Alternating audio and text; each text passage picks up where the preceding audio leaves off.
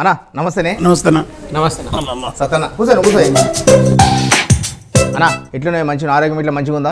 బాగానే ఉంది. ఆరోగ్యం ఇట్లా మంచిగా లేకపోతే చెప్పారు ఆయన ట్రీట్మెంట్ కూడా చేస్తాడు కొత్త అరే నీ పాటలకి పెద్ద ట్రీట్మెంట్ అన్న పాట అందుకున్నట్టే అన్ని బీపీ షుగర్ అన్ని డౌన్ అయిపోవాలా. నేను అందుకుంటే పోతలేదు కానీ నిజంగా సంగీతానికి రోగాలు తగ్గుతాయని ఒక థెరపీ చెప్తున్నాను. దీపక రాగం ఆలాపిస్తే దీపం వెలిగిందని తాన్సేన్, తర్వాత పురంధరదాసు లాంటి వాళ్ళు వర్ష రాగం అమృత వర్షిని ఆలాపిస్తే వాన కురిసిందని. సంగీతానికి కవిత్వానికి ఆ శక్తి ఉంది. అది తగ్గుతుందని తగ్గుతాయి కూడా. ఎందుకంటే ప్రపంచం ఏది పట్టించుకోకపోతే అది ఒక్కటే పట్టించుకో, ఏకాగ్రత దాని మీద ఉందనుకో ఏ రోగం రాదు. ఇక నానా రకాల అంతా పడితే కొత్త కొత్త పుడతాయి అలా. ఇప్పుడు శక్తి ఎక్కువైతే ఏదో అలా పుట్టుకొస్తాయి, పురుగులు ఉడతాయి, మొక్కలు ఉడతాయి. ఏది లేకుండా ఉందనుకో ఖాళీలో ఉన్నప్పుడు మెరుస్తుందా మెరుస్తుంది. అన్న ఇప్పుడు మీరు ఎక్కడ పుట్టిండ్రు, ఎక్కడ పెరిగారు? అంటే మీకోసం చెప్పాలి, ఆల్రెడీ వచ్చిన. ఎందుకంటే మాది గౌరారం. గౌరారం అంటే తెలగపల్లి గౌరారం, మహబూబ్నగర్ జిల్లా. మహబూబ్నగర్ జిల్లా. మీ నాయన ఏం చేస్తాడు అన్న? ఆయన వ్యవసాయం ఆయన మహాత్ముడు. ఆయన చాలా ఆయన పాడంగా ఆయన దాంట్లో నేను 1% కూడా వాడను, అందరూ నన్ను అనుకుంటారు కానీ ఆయన చాలా అద్భుతంగా పాడాడు. గోరెట్ నరసింహ. అదే చదువుకుందంటే ఎక్కడన్నా చిన్నప్పటి నుంచి చదువు? అంటే 3 వరకు మా ఊళ్ళో చదివిన, 4వ తరగతి నుంచి 10 వరకు రఘుపతిపేటలో. తర్వాత ఇంటర్మీడియట్ కలకుర్తిలో 3 నెలలు చదివి మళ్ళీ కాలేజ్ బాగాలేదు జడ్చర్లకు లెటర్ రాసి సత్యనారాయణ సార్ ఉత్తరానికి కాలేజ్ బాగాలేదు అమ్మాయిలకి ఇట్లా లేదు. అప్పుడు ఆ సోకు లేదు అసలు.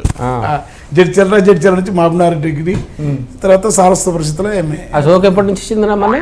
అసలు ఆలోచన లేకుండా అసలు దాని గురించి అసలు లేదు. అంత ఓపిక కష్టాల్లో అప్పుడు అట్లాంటి భ్రమలు నాకు డిగ్రీ కానీ అది అయిపోయారు ఇట్లా. ఎందుకంటే జీవితం నేను ఇంటికి పెద్దోని, తమ్ముళ్ళు ఎట్లా చెల్లెళ్ళు ఎట్లా, మా నాయన కష్టపడు చాలా కష్టం. మా ఊరిలోనే మొట్టమొదటి ఎస్ఎస్సి పాస్ అయింది నేను మొదట. తర్వాత పీజీ నేను, తర్వాత మా చెల్లెళ్ళే మా ఇంట్లోకి వెళ్ళి మొదట గెజిటెడ్ ఆఫీస్ ఇవన్నీ చేయనికే బడి ఒకటి. నేను ఎప్పుడు చిలకల పొడి వాళ్ళ పసలేంట వాళ్ళ బడిలో ఎప్పుడు ఏదో నెప్పని చెప్పి బడి ఒకటాలని మా నాయన చదివించాలని మా నాయన పద్ధతి. ఆయనకు చాలా ఉండేది. ఇంకో పెళ్ళి 10th క్లాస్ 9th క్లాస్ చేస్తుంది. అప్పటికే పెళ్ళి ఆ డిగ్రీ మా నాయన పెళ్ళి సంబంధాలు వస్తే వద్దనేది. నౌకరు వచ్చిన దగ్గర పెళ్ళి వద్దని ఆయన పట్టు డిగ్రీ అయిపోయిన దగ్గర అన్న. అప్పుడు కాలం అట్టుండే 30, నా పెళ్ళి కూడా 30 అంటే ఆయన గొప్పతనం మాకు ఇప్పుడు అనిపిస్తుంది. మా ఫాదర్ గొప్పతనం, ఆయనకు విజన్ ఉండే. ఆయన చెప్పకపోతే మనం చదవకపోతే ఆయనకు వాళ్ళకి ఏ అలవాట్లు కూడా లేవు, మంచి అలవాట్లు. ఆయన పాటలు చిన్నప్పటి నుంచి వచ్చింది స్కూల్ నుంచి కూడా పద్యాలు పాడడము, పాటలు పాడడము. ఊర్లో ఎవరికైనా పని పాట అనేది కంపల్సరీ ఉంటుంది. అది తప్పదు, అది రక్తంలో ఉంటుంది. మనకు పేరు వచ్చిన కనుక టీవీలో వీళ్ళు గుర్తించిన కనుక వందే మాత్రం లాంటి వాళ్ళ సంగీత దర్శకుడు నారాయణమూర్తితో, లేకుంటే శంకరన్న, శ్రీనాథ్ ఇట్లాంటి వాళ్ళు పెట్టినారు కనుక తెలుసు. కానీ సినిమాలు, మీడియా, లేకుంటే అంతకంటే ఉద్యమం, అరుణోదయ, ప్రజానాట్య మండలి వీళ్ళందరూ చేయడం కనుక. కానీ మనకు ప్రతి ఒక్కరు మనలో మించిన గాయకులు చాలామంది ఉంటారు ఊర్లలో. ప్రతి ఊర్లో గాయకులు. వాళ్ళు కోయిల ఎంత మంచిగా కూస్తుంటే దానికి రికార్డ్ చేసుకోవడం తెలియదు. సెలయ్యేరు ఎంత అద్భుతంగా సంగీతం ఉంటుందో దానికి తెలియదు రికార్డ్ చేసుకున్నాయి. మనుషులకు ఏంటంటే దేవుడు కొంచెం బుద్ధి ఎక్కువ ఇచ్చినేమో, రికార్డ్ పేరు వచ్చినాక నేను చాలా ఎక్కువ ఇచ్చినాక నేను గొప్ప సింగర్ అనుకుంటాను. అచ్చా, మీకు పాడి గొంతు అట్లా బొంగురు పోయిందా లేకపోతే అది? సుందరయ్య గారు చనిపోయినాడు. అది అంత్యక్రియలలో పోయి గట్టిగా జోరు కామ్రేడ్ సుందరయ్య జోరు, నిజంగా బాధ, ఎమోషన్. ఆ రోజు కొంత పోయింది. తర్వాత పోయి మళ్ళీ వచ్చింది. నా గొంతు పోయింది. 2 సంగతి చెప్తాను. నా కోఆపరేటివ్ డిపార్ట్మెంట్లో ఉద్యోగం వచ్చినప్పుడు 600 ఫైల్స్ నా రూమ్ నిండా ఒక 4-5 వేల ఫైల్స్ ఉన్నాయి. ఆ ఫ్యాన్ మీద తిరిగేది, నాకు తెలియదు. అది తిరుగుతూ ఉంటే దాని కిందనే కూర్చొని పనిచేసేది. ఆ దుమ్ము మొత్తం గొంతు అని. తర్వాత ఇప్పుడు అసలు గొంతు అట్లా వచ్చేది, అట్లా ఉండేది, అన్యాయం ఉండేది. నేను ఎప్పుడైతే ప్రమోషన్ వచ్చి అక్కడ నుంచి వచ్చినో అప్పుడు కొంత బెటర్ అయింది. తర్వాత కేరళ పోయిన తర్వాత కేరళ కొంత ట్రీట్మెంట్ తీసుకున్నాను. పీరామ్ అనేది పొద్దుటూరు మాస్టరు. ఈ గొంతు నుంచి బేస్ అలవాటు అంటే ఎట్లా మాట్లాడుతున్నాను, ఇట్లా అంటే బేస్లో మాట్లాడాల.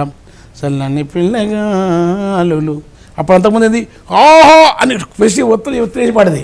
చల్లని పిల్లగాలు చక్కగా విచ్చుకున్న పూలు అట్లా నేర్పినాడు ఆ మహాత్ముడు. ఆయన చెప్పే వరకు నాకు తెలియదు. తర్వాత జాగ్రత్త పడి గొంతులు మళ్ళీ నేను పోయిన దాన్ని మళ్ళీ తెచ్చుకున్నా. ఎంతకంటే ఘోరంగా ఉండేది. మొదటి చిన్నప్పుడు మంచిగా ఉండేది. అది ఎంత బాగుందంటే, నీలి మేఘాలలో గాలి కెరటాలలో ఇట్లా పాడితే గంట చాలా గొంతగా ఎవరంటే అంత అలకరించే సౌలభ్యం ఉండేది గొంతు. సాఫ్ట్గా సాఫ్ట్గా అయిపోయింది అట్లా. అన్న చిన్నప్పటి నుంచి పాటలేనే మన ఆటలు కూడా ఉన్నాయన్న. ఇక అన్ని ఆటలు ఊర్లో పుట్టినకి ఆటలు ఉండవు కదా, పాటలు ఆటలు ఏమో ఆడేటోళ్ళు చిన్నప్పుడు. చిరుతపిల్ల ఆడేది, కబడ్డీ ఆడేది, పాట పాడేటి, పిల్లలు ఊట సినిమల్లో ఆటలాడేటి, పిల్లలు మూట గిరకల్లు, వాగులోని చేపాలులే ఈదుతున్నారు, ఒడ్డున రెల్లు గడ్డి, ఇలాగ మొత్తం ఆ పాట మొత్తం ఇదే ఉంటుంది. సరే, ఇంకా మీరు చేసిన పనులు ఏముంటాయి? చిన్నప్పుడు జ్ఞాపకం అంటే నాకు జ్ఞాపకం ఏంటంటే మా ఫాదరే ఒక దైవ స్వరూపం లాంటి వాడు. అంటే అన్ని ఊర్లలో అక్కడ ఒక దళితునిగా పుట్టిన తర్వాత మా నాన్న నోట్లో మాట్లాడితే అమృతం రావాలన్నాడు. మా ఫాదర్ నలుపు, సాక్షాత్ రంగనాథ స్వామి మట్టిలో నుంచి వేసిన విగ్రహం లాంటి పుట్టుకైనది. నోట మోదుగు సుట్ట నొసట నామం బొట్టు, తలకు తుండు గుడ్డ, మెడకు తులసీమాల, ఏకుతారు ఒక చేత చిరుతలు ఇంకొక చేత, రాగి బెత్తం లేని రాజయోగులు, వేదంబు చదువుకు నెరకగలిగే ఉండు, ఆది చెన్నుడు అంశ మానాయన, అపర ధనుర్దాసు మానాయన అని రాసిన కంపగూటిలోన కాకి ఒదిగినట్టు, సేప నాసు కింద సిదదీరినట్టు, సాపసింపు వరిసి సీకు సింతామరిసి. ఊర్లో ఎవరు చదివించని రోజుల్లో ఒక అట్టడుగున ఉన్న కులంలో మా ఫాదర్ మమ్మల్ని చదివించలే కదా, కొన్ని విలువలు ఉండే ఆయనకు. ఐదు కృష్ణ శతకం, సుమతి శతకం, వేమన శతకంలో అన్ని సుమతి శతకం, నరసింహ శతకం, ఆయన చదివిన శతకం దాదాపు 5 శతకాలు నోటికి వాడేవాడు. రాకమచల్ల వెంకటదాసు, వేపురమదాసు కీర్తనల నుంచి మొదలు అన్ని పాడేవాడు. తర్వాత యక్షగానాలు ఒక 10 యక్షగానాలు అన్ని బాణలు వాడేవాడు. మా మదరు తెల్లగా ఉంటుంది, ఆమె ఎరుపు, నలుపు. వాళ్ళిద్దరిలో ఉన్న ఆయన ఆరాధన, వాళ్ళ పద్ధతి మాకు ఏంటంటే ఒక డిఫరెంట్ కల్చర్ కనుక మా డ్రీమ్ అంతా మా కుటుంబం, ఫాదర్ మదర్ తప్ప మేము అలా వేరే లేదు. అయితే నాకేంటంటే వ్యవసాయం ఇదంతా చేయాలని బడిగా కొట్టాలని మాత్రం బాగుండేది. ఒకసారి పోలీసు వాళ్ళు సూదిలేనికి వస్తుంది టీకా ఇట్లా పక్కకు తిరిగి టీకా పెద్ద ప్రమాదం అది. చివరి గుడిసే కేశవరెడ్డి నవల్లో యానాదు పిల్లవాడు ఎట్లా భయపడతారో స్కూల్ అంటే అంత భయపడేది నేను. ఒకసారి బల్లె నుంచి పోయి గడ్డి వాడదు అవుకున్నాం వెతికితే, తర్వాత బావిలో దుంకేది, బురద తీసుకొచ్చి ఇట్లా అంటుంది. అసలు మీ పాటలలో ఎక్కువ మనిషి విలువలు, మానవత్వము, మానవ సంబంధాలు, జీవితమైన బరువుగా ఉన్నాయి, ఇట్లాంటి పాటలు ఎక్కువ సాహిత్యం వస్తుంటుంది. ఒక అమ్మాయి ఆ సౌందర్యాన్ని వర్ణిస్తూ ఒక పాట ఏదైనా ఉందా? కంచెరేగి తీపివోలే లచ్చు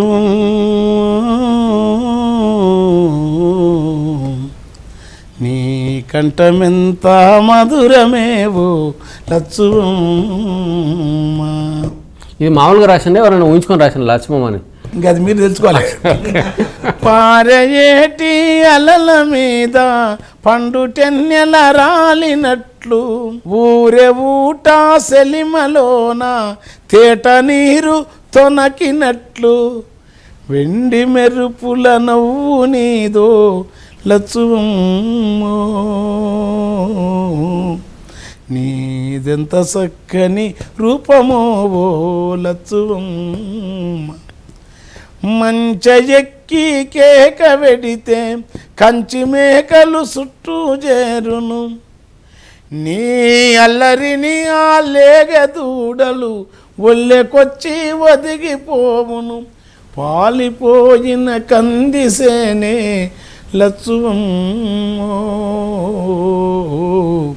నీవు పాట పాడితే పూత పడుతుంది లచ్చువమ్మ, కోడి కూతకు ముందులేసి పెడ నీళ్ళ కల్లాపి జల్లి, ముచ్చాటలుక ముగ్గులేసే మునివేలు గోరు పైన, ఆ పొద్దే ముద్ద గోరింటైతది లచ్చువమ్మో,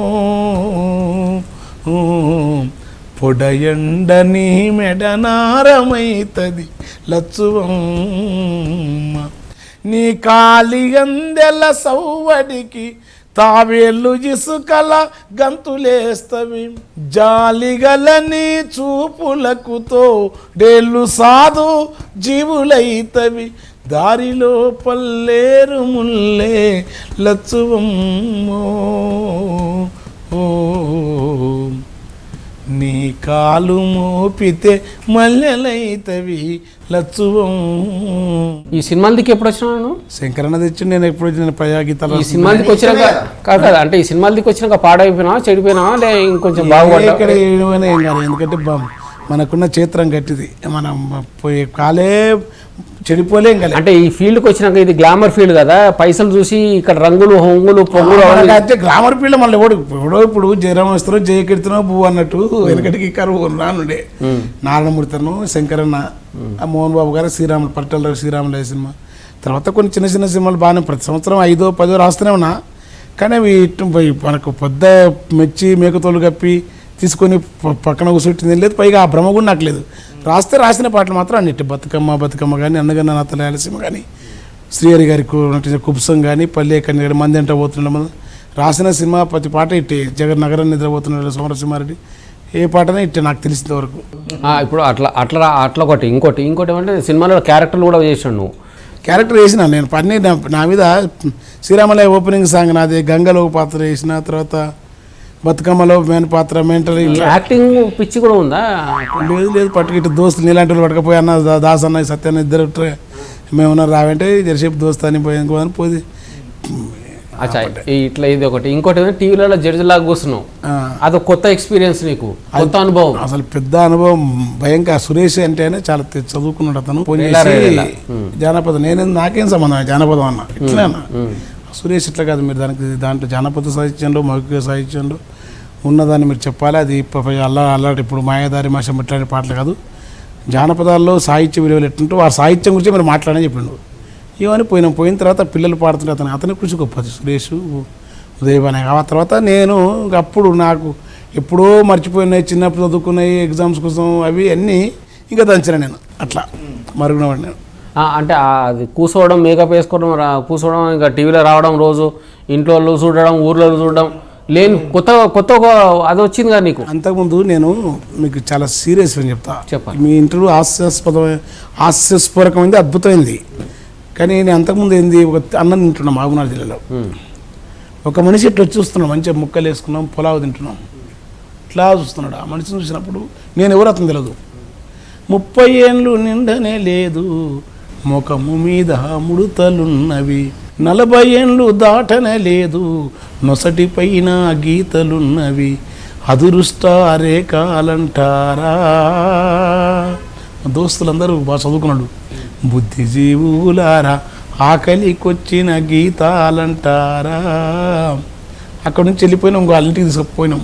అక్కడ కనపడుతున్నది మన్ను ఊడిన మట్టి మిద్దెల సన్నసీమల పుట్టాలున్నవి, సున్నమూడిన గోడాలకు బల్లిగుడ్లే తెల్లంగున్నవి, సాలె పురుగు లల్లిన పరదాలే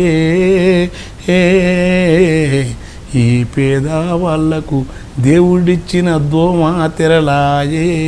ఒక దుఃఖాన్ని ప్రజల జీవితాన్ని ఒక సంత పాట కానీ అట్లా రాసేది.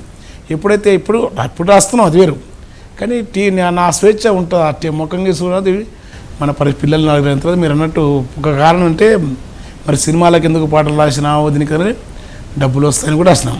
దానివల్ల నాకు పెద్ద మార్పు రాలేని పిల్లల ఫీజులకో వాటికో ఇటుకో కాస్త గత కంటే కొద్దిగా ఇల్లు కొనుక్కోవడం అట్లాంటి వాటికి ఉపయోగపడతాయి కదా. మన కష్టం అది, మనం చేసే శ్రమ. వేరే రకం నాకు వచ్చిన పేరుకు నేను ఏనాడు ఇంతవరకు కూడా అందరూ తెలుసు, ఎవరి దగ్గర చందా రూపాయి అడగడం అని పని చేయలేను. నా పుస్తకాల దగ్గర నా కూడా వచ్చినంత నా కవిత్వాన్ని ప్రదర్శించినప్పుడు పాటలు వచ్చినప్పుడు వచ్చినాయి. ఆ మేకప్ వేసుకున్నప్పుడు కొద్దిగా బాధ అనిపించింది, కానీ తప్పదు కదా. అది ఆ ప్రోగ్రాం కూడా మంచిది కదా, ఎందుకంటే ఉదయభాను కూడా నిజంగా జీవించడం చేసింది ఆ ప్రోగ్రాంలో. పిల్లలు కూడా కళాకారులు, ఏం గోండు పిల్లలు, ఏ మామూరి మామ నా పూరి జాంతోడు అని ఆ రవి వాడుతుంటే, ఉత్తరాంధ్ర జానకిరామ్ పాడుతుంటే, కావ్య అట్లాంటి పిల్లలు ఆ అమ్మాయిలు మామూలు వాడినారు. ఒకరొకరు వాళ్ళ పేర్లు ఒకరికి మర్చిపోయిన వాడిన. అందుకనే అదంతా మనకు మంచిగా అనిపించింది. 6-7 ఎపిసోడ్లు బాగానే ఉన్నాయి, మంచి అమౌంట్ ఇచ్చిన మాట వాళ్ళు ఏ మాట కమాట చెప్పాలి. చాలా నన్ను ఆదరించారు ఆ విషయంలో. సూపర్ సింగర్లో 4 అంటే మీరు కూడా పబ్లిక్లో కొత్తగా బాగా గుర్తింపు వచ్చింది. గుర్తింపు పట్టిన వాళ్ళు కూడా ఈయన ఎవరు అంతకుముందు నా పాటలు గుర్తు. నా ముంగల్లే పల్లె కన్నీరు పాట నీకు లక్షల మందిని కదిలించి నా ముంగల్లే మాట్లాడుకున్నది. నా ముంగల్లే గొర్రెటెంకల మా ఊరని చెప్పి నార్కెట్పల్లి డబ్బా ఇప్పుడు ఆ డబ్బా పెట్టుకుంటే పాండాబా నేను బస్సు దిగినట్టు పోతే అరే ఈ పాట రాసి పాట పెట్టిన టేబుల్ కార్డులు వస్తున్నాయి కదా, సీడీలు లేవు. ఈ పాట ఎవరు రాసి తెలుసా నీకన్నా అంటే ఎవరంటే గొర్రెటెంకన్నా బాగుందని అంటే ఆయన మా ఊరే మా దోస్తాను నాతోనే ఉండు. ఇంకో ఆయన ఒక హోటల్ బసోభవన్ అంటే మాకు తెలిసిన నిజాం ఏ ఊరిలో వాళ్ళు అనుకునేది. మా శ్రీశైలం కావడానికి పెద్ద ఆయన ఉంటాడు నా మిత్రుడు. నేను ఆయన వద్దు ఆయనతో ఎవరైనా మేము ఇద్దరం ఉన్నప్పుడు అన్నారు గొర్రెటెంక మా దోస్తానే. నేను పడుచుకోపోయి నవ్వుకునేది మేము. అంటే జీవితం అది ఒకసారి పేరు అయితే ముఖం వచ్చిందో డిజిటల్ మీడియా ధూమ్ధాముల పోస్టర్లు పేపర్ అంతే అది నా వరకు నాకు అది గొప్పగా అనుకోని నేను. సో ఈ టీవీలో కనబడడం సినిమాలో కనబడడం వల్ల సెలబ్రిటీ స్టేటస్ వచ్చిందా అన్న, వచ్చినట్టేనా నీకు? దానికంటే ముందే నాకు సెలబ్రిటీ చేస్తారు. మీరు ఏదైతే సెలబ్రిటీలు అని అంటుండ్రో వాళ్ళ సభ పెట్టు, నా సభ పెట్టు, ఒకరి ఊళ్ళ సభలో నా సభకు జనం పెట్టి వస్తారు. అర్థం అదే ఇప్పుడు అది ప్రజా ఉద్యమ దానికి కారణం ఏమని చెప్పలేను. అంటే నాకు వచ్చి హార్డ్ కోర్ సాహిత్యం మీద అభిమానం వాళ్ళు వస్తారు, మాస్ జనం వస్తారు, బాగా చదువుకున్న ఆర్థిక రాజకీయాలు విశ్లేషించే వాళ్ళు వస్తారు. సెలబ్రిటీ అనే మాటనే ఒక దాని పట్ల అంత వ్యామోహం ఉండాల్సిన అవసరం లేదు. సెలబ్రిటీ ఇంటర్లాగా మంచివాడు ఉండాలి, లెవెల్ ఉండాలి, ముఖం మూర్చి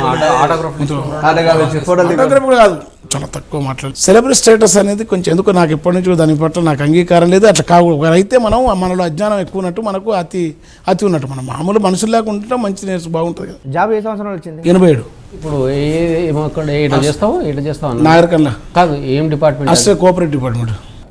ఇన్కమ్ డిపార్ట్మెంట్ ఏనా? ఈయనకేం లేదు. నేను అందులో మా డిపార్ట్మెంట్ పుణ్యాత్మలు ఇంకా తక్కువ.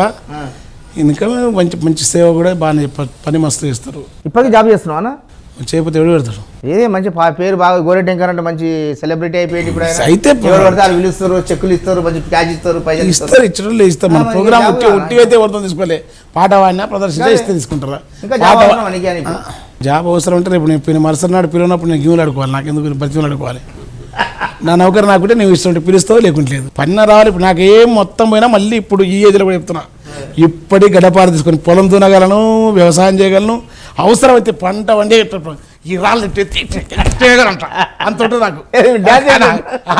నాకేం ఈ ఏజ్లో కూడా ఇట్లా నిన్ను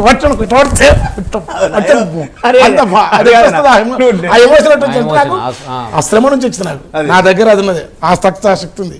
అందుకే నీ ఉద్యోగం, నీ డబ్బులు ఏమి ఉన్నా లేకుండా ఇట్లా అన్నా అనుకో నివార్తను. అది ఒకటి నాకు. ఏమీ లేకుంటే ఇప్పుడు నౌకర్ లేదు, పైసలు ఏమైతే పని చేసుకుంటాం చేయమా? అవును. అమెరికా పోయి నేను అన్నిసార్లు 14 సార్లు పోయినా. ఏ ఇంట్లోకి వదిలేదు నా బాత్రూమ్ అందరి బాత్రూమ్ నీట్గా ఉంటుంది, శుభ్రం చేసుకుంటా, పని చేస్తా, నా బట్టలు నెత్తుకుంటా, నా ఇస్తే నేను చేసుకుంటా. ఇప్పుడు నేను పొలంలో పోతే నా పొలం కనీసం వంట చేస్తాను. నేను నాకు ఈ పని చేయాలని వద్దనేది ఉండదు.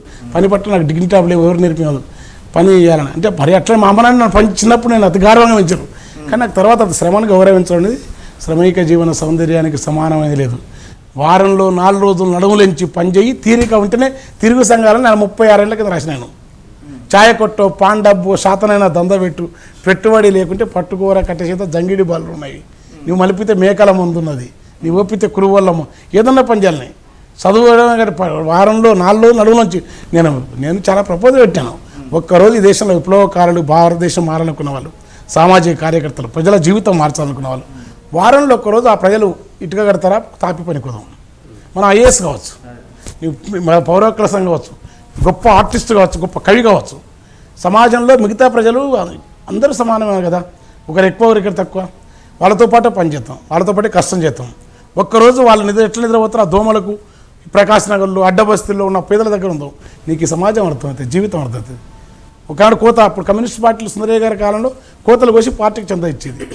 అట్లా మరి వాళ్ళ ప్రజలు అట్లా పనిచేసే శక్తిని నేను అది ఆ ప్రపోజల్ నా పాటలు రాసినాను. నేను చాలా నెక్స్ట్ ఏం రాయిపోతున్నా సినిమాకు ఉన్నాయి రాసిన, ఏ రాసినా దండకారణ్యం అవి కొన్ని, ఇంకా ఒక తను ఇప్పుడు కొన్ని 4-5 సినిమాలు ఉన్నాయి. ఇప్పుడు బాగా రాస్తారు అనుకుంటా. అన్నయ్య అన్ని రాస్తాడు. ఈసారి కొత్త సినిమా చేస్తున్నాడు, ఇప్పుడు దానికి కూడా రాస్తున్నాడు.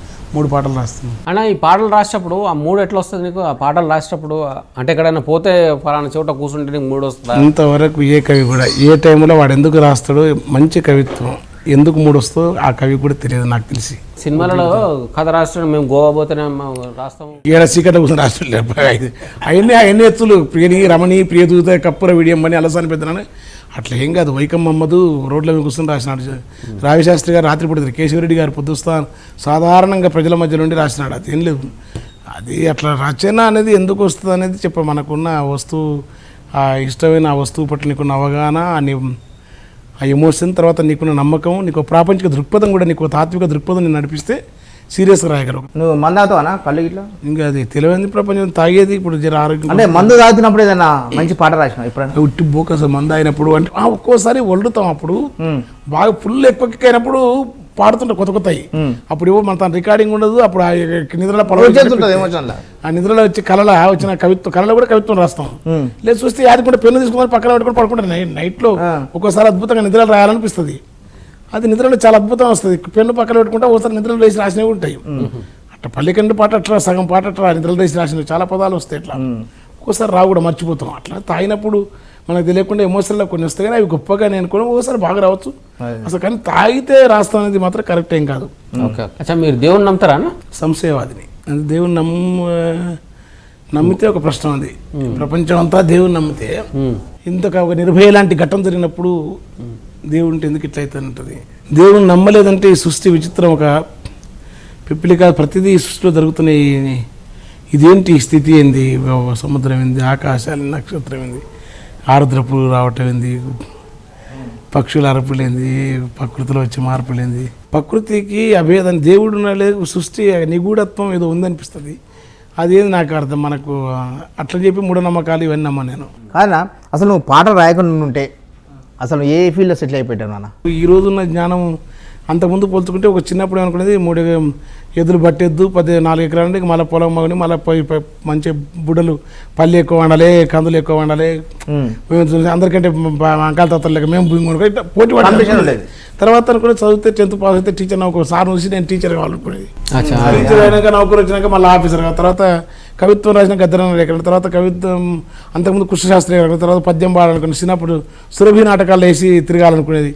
ఒక నిర్ణయం స్థిరంగానే మాకు ఉండదు. అట్లా ఇట్లయితే అని ఏం లేదు. సినిమా పాట రాస్తే నేను కలాలనుకోలే. సినిమా పాటల్లో కొన్ని ఇట్లయితే నాటక ప్రజా గీతాలు రాస్తాను మాత్రం అనుకున్న ప్రజల పాటలు గద్దరన్న పాట అంటే ఇష్టం. అది ఏది అనుకున్నది అనుకున్నట్టు ఏమి లేదు నా లైఫ్. అనుకున్నట్టు అనేది. గురువు ఎవరన్నా అసలు? గురువు అంటే నాన్న అమ్మ, ఇంట్లో అమ్మ నాన్న గురువు. ఊరు తర్వాత పరోక్షంగా కృష్ణశాస్త్రి కవిత్వం బాగా ఇష్టం. కృష్ణశాస్త్రి తర్వాత గద్దరన్నను ఇష్టపడతాను. తర్వాత ఏమాత్రం ఇప్పుడు నవల రచయితలు కేశవరెడ్డి గారి నుంచి అందరినీ ఇష్టపడతాను నేను. ఇప్పుడు అన్ని కథావస్తుల పైన పాటలు రాసినారా? మన అనుభవంలోకి వచ్చింది, మన బాధలోకి వచ్చింది, మనకు తెలిసిన ఆనందాలు పాటలు రాస్తే. ఇప్పుడు ఫర్ ఎగ్జాంపుల్ ఇది 2016 సంవత్సరం అనుకున్నా, ఈ భవిష్యత్తు గురించి ఎట్లుంటుందో అన్నది ఆ ఊహ మీదేమైనా రాసినావా? మంచి ప్రశ్న ఇది. పాటల్లో పెడుతున్నా ఇప్పటికే. పెట్టామండి ఎక్కడ ఎప్పుడైనా? నూనె పోతే ఎత్తుకునే నున్నని రోడ్లు రావచ్చు, అద్దం లేకుండా ముఖం అందులోనే చూడవచ్చు, ఇండికేటర్ ఇయ్యగానే కారు వంగి పక్కకోవచ్చు, ఆటో ఫ్లైట్ చేస్తే అదే ముందుకోవచ్చు, తడిమి చూస్తే సీటు నడుము కింద నునుపులాగా ఉండొచ్చు, మనిషి బదులు రాబోలే మందు పాత్ర పీల్చొచ్చు, మనిషే శూన్యమై మనిషే రాబో కావచ్చు, రానున్న కాలం ఎట్లయితుందని ఊహించాలంటే భయం. ఎందుకంటే రాబోయే కాలాన్ని ఊహించుకోనికి భయం అవుతుంది కనుక ఇంతవరకు రాసినంత పల్లె కన్నీరు, వర్తమాన సమాజం, దుఃఖము, తర్వాత సార్వకాలం వెన్నెల, ఆకాశం, వాగులు ఇవన్నీ రాసినాం పోయిందని. రేపు వచ్చేది ఎట్లుంటుంది అనేది కూడా రాసిన.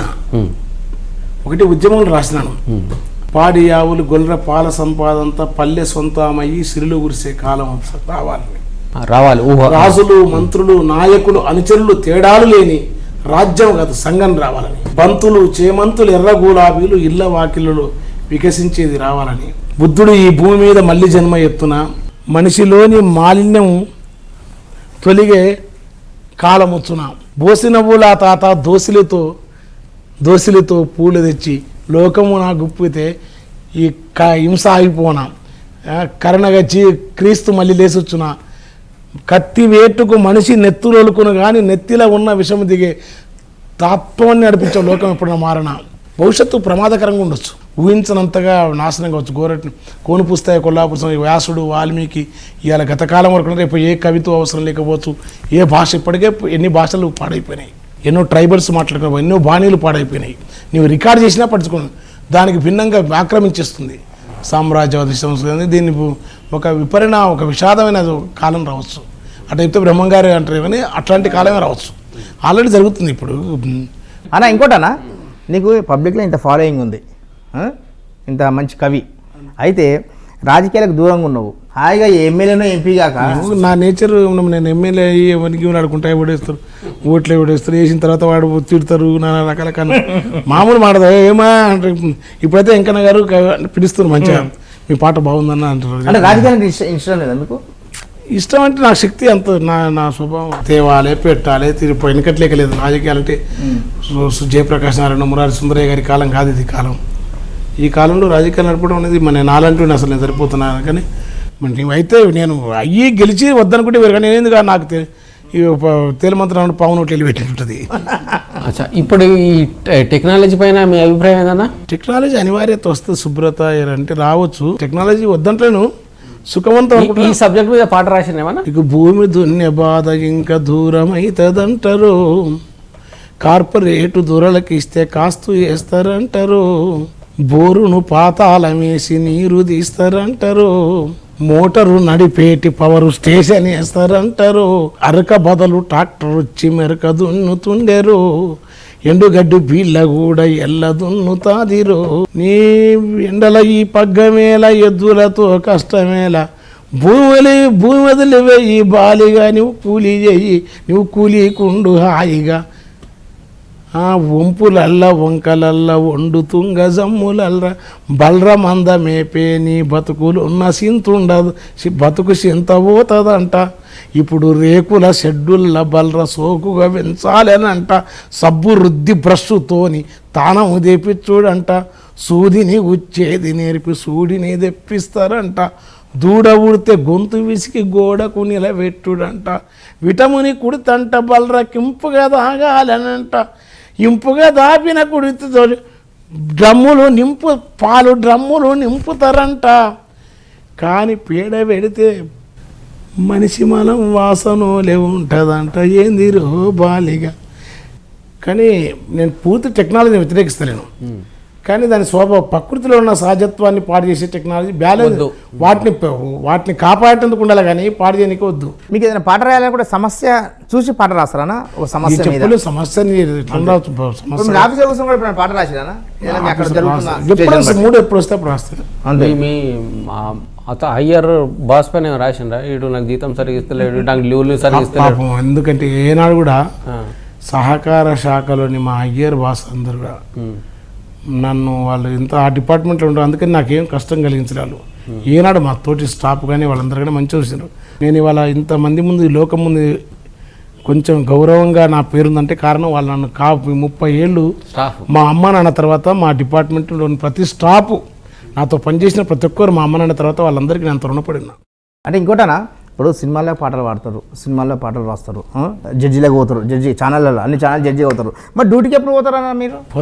పొద్దునే రాత్రి జడ్జి ఉంది, ఆదివారం నాడు ఒకనాడు కొడితే 6 ఎపిసోడ్లు అయిపోతాయి, 6 ఎపిసోడ్లు ఒక వారం, మళ్ళీ 2 వారాలు అయిపోతాయి, 2 ఆదివారాలు అయిపోతాయి, 5 అయితే ఒకసారి మళ్ళీ మన డ్యూటీకి మనం పోతున్నాండి. లేకపోతే పాటలు రాయడానికి ఉంది, గంట 2 గంటలు 3 గంటలు ఇంట్లో కూడా పాట రాయచ్చు, ఇది రాయచ్చు, దానికోసం ఉంది. అసలు ఇప్పుడు గవర్నమెంట్ ఒక మార్పు కావాలంటే ఏం మార్పు కోరుకుంటారు మీరు? మీలో మీకు ఇష్టం లేని అంశం ఏంటిది? నా మీద నేను రసం కూర్చుంటే కుక్క బుద్ధి లేస్తే లేడి బుద్ధి, గంజాయి గాలి బుద్ధి అని నా మీద రాసుకున్నాను. నేను అంటే మనిషి నేను రాసుకున్నాను, కూర్చుంటే కుక్క బుద్ధి లేస్తే లేడి బుద్ధి, గంజాయి గాలి బుద్ధిరా గోరట, ఇంకా ఏంటి ఈ లోకం ఉంది నీకింత పెద్ద పద్ధతి ఉందని, పైన సీకటి లొట్ట కింద సీకటి లొట్ట నట్టనడు ఉన్న పొట్ట. నేను నాకంటే కోపం ఎప్పుడన్నా ఒకసారి చాలా శాంతంగా ఉంటా, ఎప్పుడైనా చిన్న విషయానికి మరీ ఎక్కువ ఫీల్ అయిపోతుంటా కోపం. రెండోది తిండి దగ్గర పడదు, మంచి తిండి ప్రియుని, ఆ తిండి తగ్గాల. తర్వాత వద్దు అనుకుంటే మళ్ళీ మందు 6 నెలల ఎండలు పని మళ్ళీ మొదలవుతుంది ఇట్లా కొంత. తర్వాత సీరియస్గా రాసి పుస్తకాలు ఇప్పుడు 10 పుస్తకాలు సరిపోయి రాసి పెట్టిన అమ్ముతున్నాను. అప్పుడు టైం ఉండదు, ఆ పుస్తకాలు వేసుకోవాలి. 3 వచ్చినాయి, ఇప్పుడు నా 10 పుస్తకాలు కావాలి.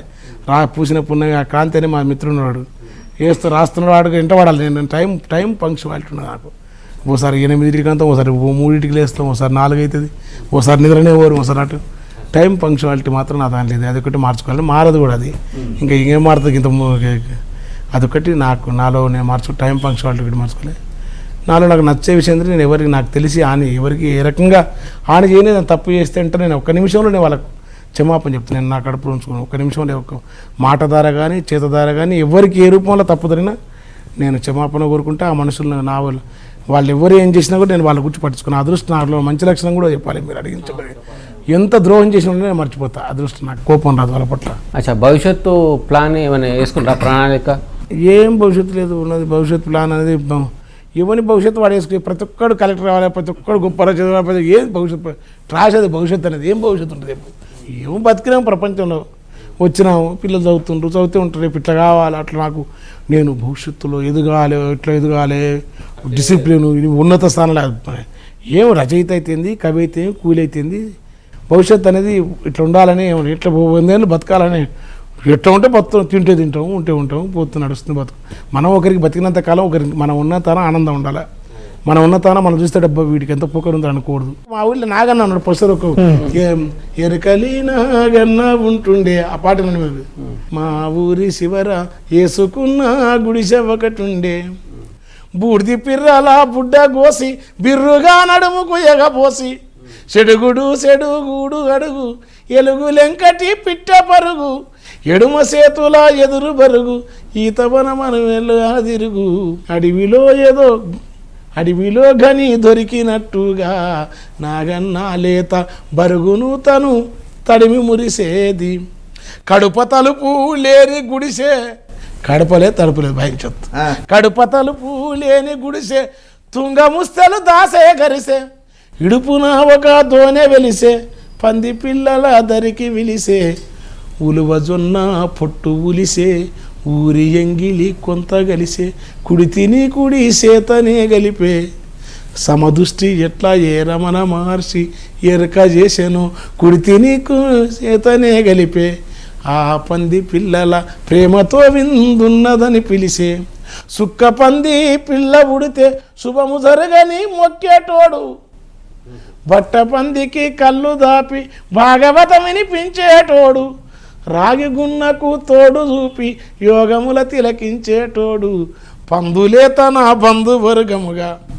బాధల్లో సుఖమును బతుకునే కల పోసుకునేది, ఆవుతో సికారుకెళ్ళి 5 కంసులు తెచ్చేటోడు, అలాలు చేసే అలికి ఓటి కళ్ళు పోసే గౌడు కోటి, ఇంటిదాని ఎందుకోటి వీణుంచుకున్న ఎల్లి కోటి, ఆకలని యాచించటోనికి అడగకుండానే దానమోటి, 5 కన్ను కాటెక్కువ పడితే ఆ పిట్టెలను అడవిలోనే వదిలి వచ్చేది, చెయ్యి ఎత్తులేసే నల్ల తాసును వడిసి పట్టి పానముండంగానే దాన్ని పంటి కూరల విషము విండి, పుసలు కొట్టే విషనాగులకే భూలునే పుట్టించేటోడు, ఊరి పెద్దల చూసి ఎందుకో నాగన్న వెనుకట ఉరుకులు పరుగులు పెట్టేది.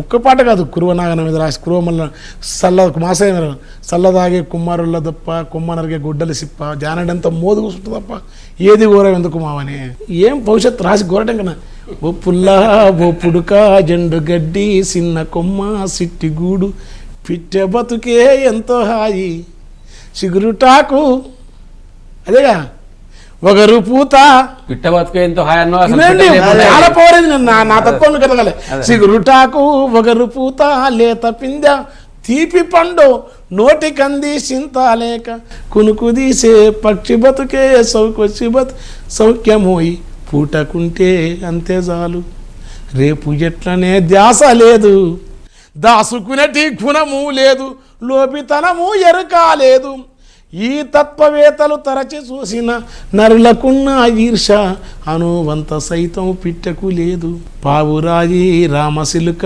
తీతువమ్మ గోరువంక తెల్ల కొంగ బిడలగువ్వ నరుడు పెట్టిన పేర్లు తప్ప తమకు ఊరు పేరే తెలియదు, ఆ పేరు కోసము ఉనికి కోసం ఈ సమంత ఆరాటం ఎరగదు పుల్లా, చీకటైతే ఒదిగిపోయి వేకువానే నిదురలేసి గాలిలోన ఈదుకుంటా గగన మంచుల తేలుకుంటా కొండ కోనలు దాటుకుంటా కొమ్మరెమ్మన వాలుకుంటా, ఎల్ల వింతలు కళ్ళ చూసిన తానల్లుకున్న గూటిలకొచ్చి పున్నమి వెన్నెలనే గాంచున, తానల్లుకున్న మురిపపు గూటిని తానల్లుకున్న గూటిని కూడా పిల్లలెదిగినాక తాను వల్లనాని వెళ్ళిపోతుంది, చదువు నేర్పే సాలే లేదు, బోధ చేసే గురువు లేడు, వణుకు ఉడితే ఉడుకు లేదు, రోగమొస్తే మందు లేదు, అన్ని ఉన్నాయన్న నరుడు ఆశలోభం వెంటాడంగా, అన్ని ఉన్నాయన్న నరుడు ఆశలోభం వెంటాడంగా, ఏమి లేని పిట్ట చెంతకు చేరి జాతకం అడుగుతుండు. అంటే మనం నా భవిష్యత్ అనేది ఇట్లుండాలి ఉంటే అసలు నిజమైన ఆనందాన్ని అనుభవించడం. ఒకసారి నువ్వు ట్రైబల్స్ దగ్గర వెళ్ళిపోయి ఘోర టెంకర్ నేను అనిపోయి బిర్ర కాకుండా మేము పోయాలి. మా చైతన్య గారు తీసుకుని పోయాను మేస్త్రం జాతి దగ్గరికి. ఆ ట్రైబ్స్ పాడుతుంటే వాళ్ళ దగ్గర ఆడుతుంటే నేను అసలు మహాయోగులు అనుభవించలేని ఆనందాన్ని. వెన్నెల మన ముఖాల్లో ఎన్నెల నిమురుతున్నట్టుందా, నదీ ప్రవాహం మనం అల్లుకున్నట్టుందా, పక్షులు నేను రెక్కలపైన మోసుకెళ్తున్నట్టు ఒక అనుభవం. ఒక ఉత్తి ఏ వైట్ హౌస్లో కూర్చొని ఏ ప్రపంచంలో సౌఖ్య సీమలో అగ్రాజ్యం సుఖాల నీళ్ళలో కూర్చుంటే వస్తుంది ఒక ట్రైబ్. మామూలు నీవేమీ కాకుండా ఉండు, నీ బరువులను తీసుకో. అందుకన్నా పారేటి ఎన్నెల ఏరున్నది స్వారికేమో పడువ సైగున్నది, పరువున్న వారైతే బరువన్నది, లేకుంటేనే లేడి పరుగన్నది, పైనవన్నీ వదులుకొమ్మన్నది, పైరగాలి తడిపిపోతున్నది, కిరీటమేమో భారమేమున్నది, దాన్ని కిందేసితే బరువు లేకున్నది, చెప్పులు తెగిపోయిన మేలున్నవి, ముండ్ల తుప్పలేమో తెలిసిపోతున్నవి, కాలి మట్టికేదో మయమున్నది, తేళ్ళు పురుగులు తొలగిపోతున్నవి.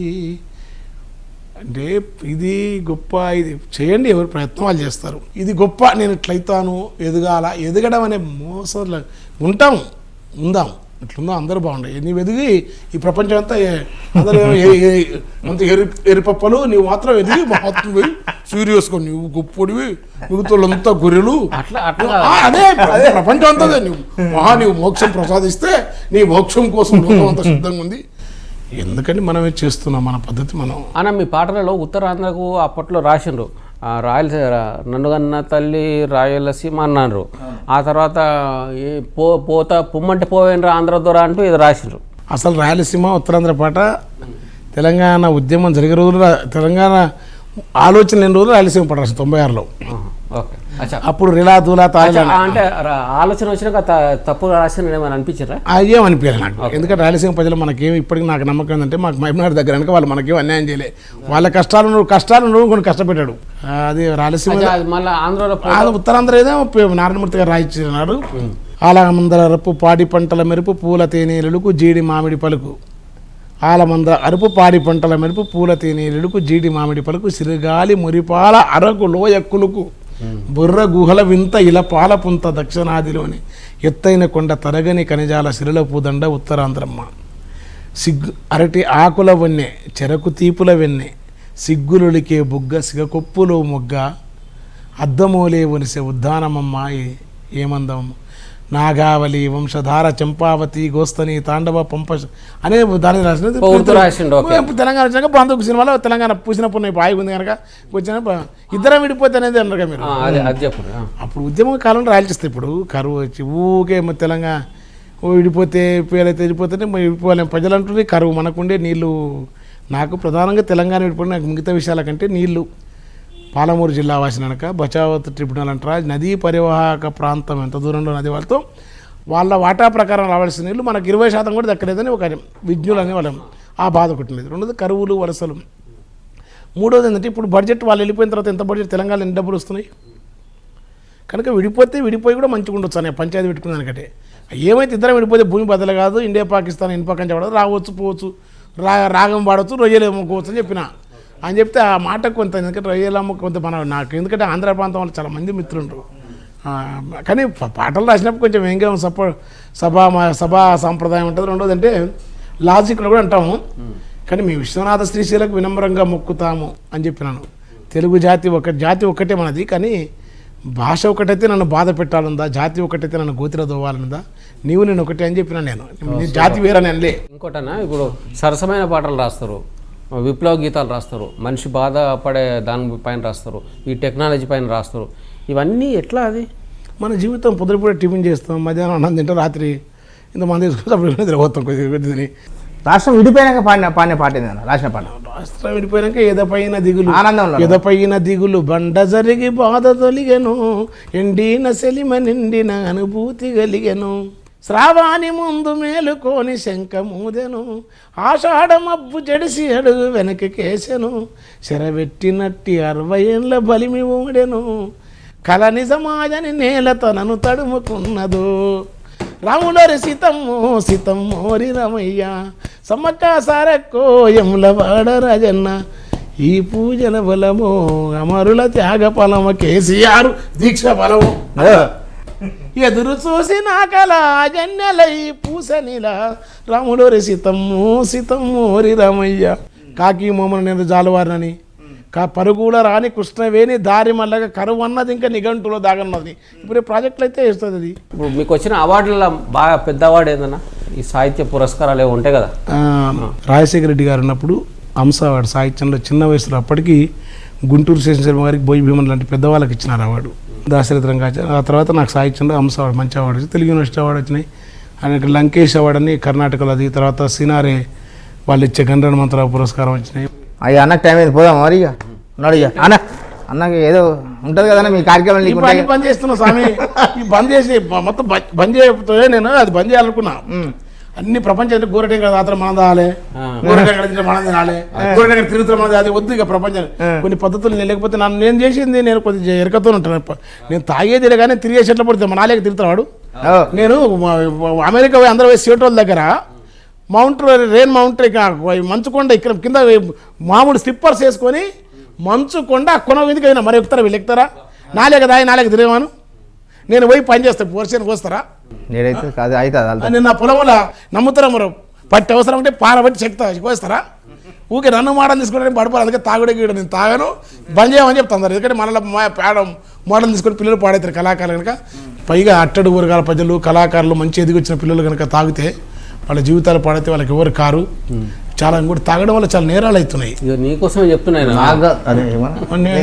నీకోసం నా కోసం కూడా. తాగుడు చెడు ఈ అలవాట్లన్నింటినీ కూడా ఏమైనా ఉంటే వాటిని గ్లామర్ చేయొద్దని కోరుకుంటున్నా. నేనైతే వాటిని బంద్ చేస్తాను. బంద్ చేయాలనుకున్నా థ్యాంక్ యూ బంగారు